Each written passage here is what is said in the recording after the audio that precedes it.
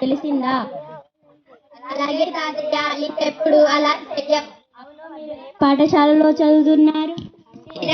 English medium పాఠశాలలో చదువుతున్నాం తాతయ్య. చూశావా సాహిత్య, వీళ్ళిద్దరూ చదివేది ఇంగ్లీష్ మీడియం పాఠశాలలో. కానీ కొట్టినా తిట్టినా వాళ్ళు ఏ భాషలో చెప్పారు? తెలుగు భాషలోనే చెప్పారు. విచిత్రంగా ఉంది కదూ.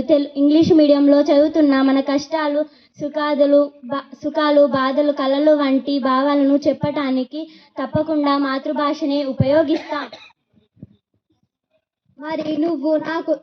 మరి మీరు చెప్పిన తెలుగు పద్యాలు ఎప్పుడైనా మా స్నేహితుల దగ్గర పాడితే వాళ్ళు ఎగతాళి చేస్తారు కదా తాతయ్య.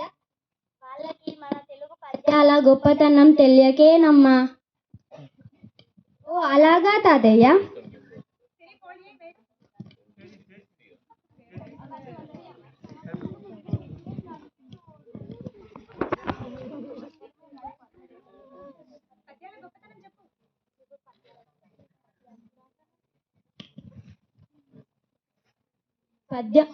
తెలుగు పద్యం కూర్చడంలో లయ ఉంటుంది. ఈ లయ మిగిలిన ఏ భాషలో లేనటువంటి ప్రాసల మూలంగా చేకూరుతుంది. ఈ కూర్పే తెలుగు పద్యానికి వినేటప్పుడు ఆనందాన్ని కలిగిస్తుంది.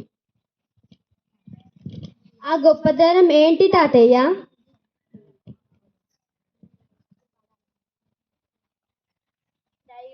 లేవు తన కన్న తల్లి కంటే, భాగ్యములు లేవు తన తల్లి దేశంబు కంటే, స్వర్గములు లేవు తన తల్లి భాష కంటే, నరులకి సూత్రములు జీవనాడులన్రు.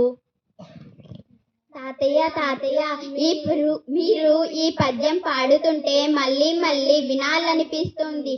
దీని భావం చెప్పరా?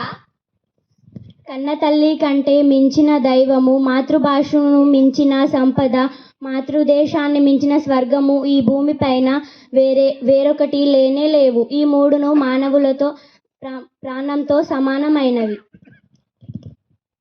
మీరు ఈ పద్యంలోని భావం నాకు బాగా నచ్చింది తాతయ్య.